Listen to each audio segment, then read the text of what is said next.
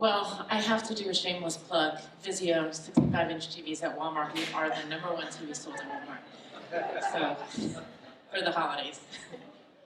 Thanks so much for having us. We are what is between you and lunch, and I know that we have a hard stop, so we will definitely not go over. But let's get right into it. Emily, thank you. Thank you. It's been a pleasure meeting you and spending some time through this process. I'm going to give a brief intro to what Emily does because she covers a significant number of brands in the marketplace and a lot of different things that you are overseeing from platforms and retail. So as the VP of Global Media at Essilor Luxottica, Emily Silvera leads global media practice for the retail portfolio, encompassing brands like LensCrafters, Sunglass Hut, OPSM, Pearle Vision, and Target Optical. Additionally, she manages the North American and Latin American media for Luxottica's in-house and licensed eyewear brands like Ray-Ban, Oakley, Persol, Chanel, and Prada, my personal favorite. So, me too. Yeah.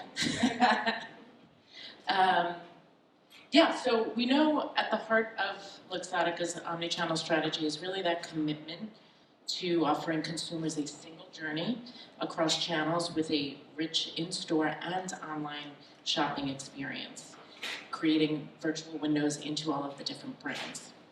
Now, yes, we are talking about the consumer journey. Let's take a little bit of a broader picture to start off our conversation. In a rapidly evolving media landscape, what major trends and disruptions do you foresee shaping the future of media, and how can businesses prepare for them? Yeah, it's a great question. Thank you for having me.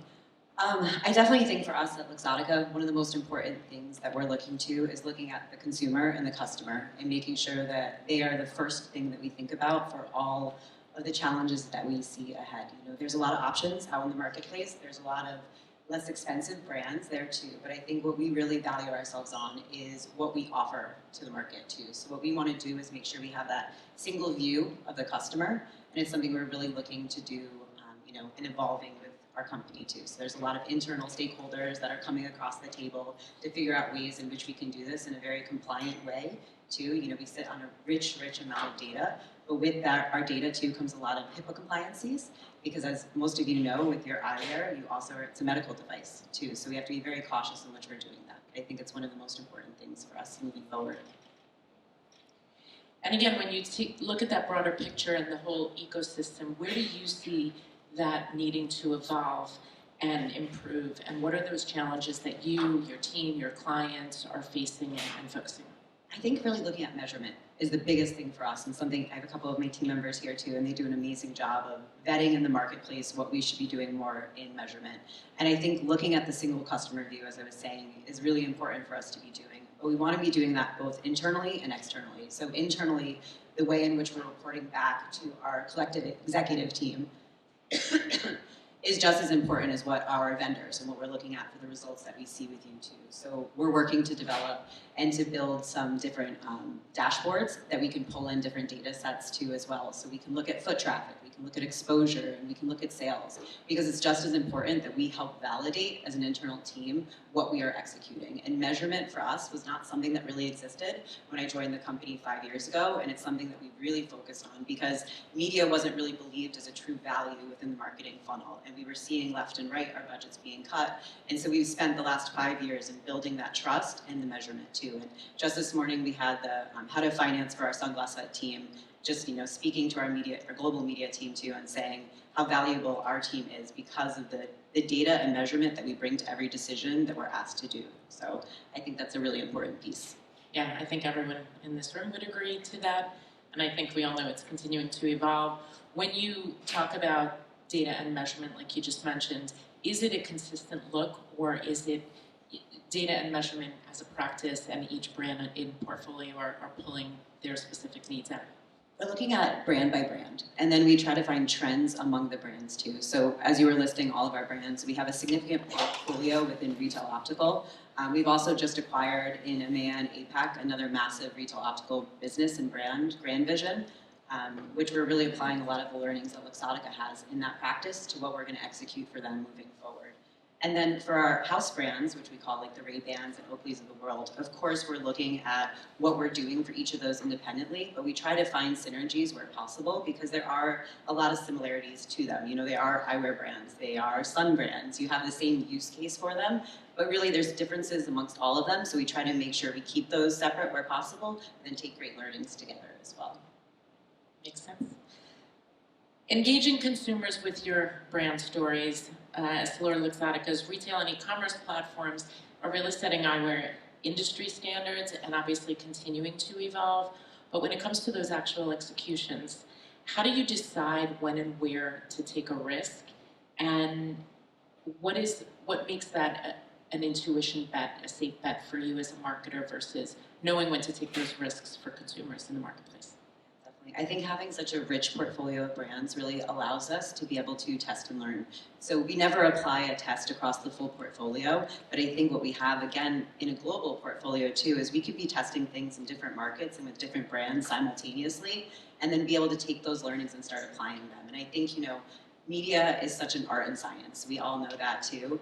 We have a lot of stakeholders that are involved in the process. You know, my team is a shared services team internally. So with that, we have different GMs of every business, different heads of marketing, and everybody has an opinion when it comes to media of what they think or what they've seen or their own personal use cases too, or their mom's personal use cases or their kids. So we have to field a lot of those feelings and those emotions that are part of the art with it and help back up our decisions with the science end of it too. And I think, you know, what we like to do is take risks. I think that is the benefit of working for a massive corporation like this. They want us to take those risks, but we have to do it in that calculated way too. So, you know, a really great use case that we did, Caroline Proto-Care is on my team, for Sunglass Hut, we did a global audio play. So we tested in the US market first, working with Spotify and 1 million ads. And you know, Sunglass Hut is a global footprint as well, but within North America, we have about 500 doors, correct? 1,300 doors. And within those doors, you know, it's a national approach, but with how do we localize that as well? So what we did with them is 1 million ads does this great overlay for us with all of our stores too. So you feel like you are doing a very nice packaged up national buy, but we're locally supporting each independent door. Now that test was so successful in driving incremental foot traffic for the stores that we measured through a third party as well, that we were able to then take that, roll it out to Sunglass Hut globally, as well as the rest of the retail optical businesses that we're doing globally. So it's nice to be able to have those use cases and then say, great, if it was successful here, we know it will be successful elsewhere. And it's been a really great addition to a lot of our campaigns. That's so interesting. And is it rare to have a success like that you then can roll out and see it be successful elsewhere, or is that also a risk that you're taking? Or I mean, it's a risk. It's a calculated risk that we feel. We feel more confident making those decisions after we have some use case. We've definitely failed at other tests too, and I will say that I think our company is really supportive in that. You know, we do a balance to make sure we're still hitting the overall business KPI. You know, we're not making any risk that we're not going to be able to deliver upon what the head of finance is asking us to do, what the head of marketing or the CEO is as well. So it's calculated with minimal budgets that we're doing, but over the course of time, you know, we've been able to activate more and more that we start to see what is working and what's not. But we also, there's a lot of new out in the marketplace, and I think my team does a really great job of bringing new ideas and pushing the boundaries a bit and saying, you know, maybe this isn't right for my brand, but let's suggest it and let's try it on Ray-Ban and see if that works too. So I think it's a collective effort of everyone, and I'm really lucky to have a great team that really brings forward good ideas that we're able to do with a measurement agenda attached to it as well. Absolutely. Love that. Obviously, we've talked about a couple of different brands that you are managing, and clearly they have different KPIs and measurement tactics. Now, one of the things that we all know, we hear, is that brands need to know and want to know that what they're doing is incremental. And so how do you solve for that? Now, I know you talked about measurement, but is there a specific methodology that you rely on corporately across all of the brands? Yeah, so it's really interesting. Like I said, when I joined the company 5 years ago, media used to sit within all of the marketing functions. So they didn't have specialists working in media. So it was unheard of for the company for us to be pushing the way we were. You know, they looked at a media KPI like click-through rates and impressions, And us coming in as a team and, really building out a global media practice was saying we need to show you more. We need to be able to show you that not only can we achieve the media KPIs that we've outlined, but we can also impact business for you and show you how what we're doing in media is helping to drive traffic in store, which ultimately is converting, or driving someone to our site, which is going to help put them in our retargeting and our funnel so we can get them to convert. So we started to introduce slowly foot traffic studies. I know some of these are basics, but it wasn't something that organization was doing. We did really extensive research also across the partners to see what would be the most closely accurate to our results that we see in our stores too. Because I didn't want to start coming in and showcasing results saying, I drove 12,000 people in store this weekend and there was only 100 people who went to store. So we needed to make sure with control and exposed, we were looking with our internal business development teams too and store teams to make sure the numbers were accurate. So we have a partner that we use for that. And then we wanted to take it a step further. Everything is a very slow build. This is also an Italian-based company and absolutely love it. Again, we are recorded. It's a wonderful company. But things can move slow. Change and progress can be slow. So we started to do MMMs for some of our larger brands like LensCrafters and Sunglass Hut in North America because we had that rich data. And that was really a great way that we were not only validating what we were doing, but in the lens of the business again. Over time, we've been able to extend MMMs across all of the retail brands. And for some of them, we've extended it to now paid, owned, earned models as well, which has been extremely helpful to just understand some of the underdogs in the world where you don't realize how much they're actually helping to get to the bottom line KPI that we're looking at too. For our wholesale brands, so again, Ray-Bans and Oakleys of the world, it's a little bit harder because we're reliant so much on our wholesale partners to get the data back. So it's hard for us to sometimes see that last mile in what's converting. So we use those in kind of a proxy setting where we look at the way those results are performing within our own retail doors and then try to extrapolate that out across. But, over time, we've really educated the executive leadership teams, the heads of finance for all of the businesses as well, that they are very much valuing the data and the research that we're coming forward with the POEM. And it's really helped us to actually defend media dollars when we get really challenged to cut because obviously sales have been down in times. We did have a good cyber week, but it's still, times are tough out there. So I think it's been really big for us. Yeah, that's great and really a hard thing to do, I'm sure. So congrats. It's been a journey. Yeah, sure. I try to cover my Speaking grace. of consumer journey, absolutely. So we know that you're continuing to invest in not only e-commerce sites, but in rich in-store experiences so that you can continue to offer clients bigger catalog of products, cutting-edge functions, top-level purchase experience, and so it's clear that's continuing to evolve to meet the needs of consumers wherever they are and whatever environment they are, you overseeing globally. But to that end, let's talk about the consumer journey. How does that differ among the portfolio of brands?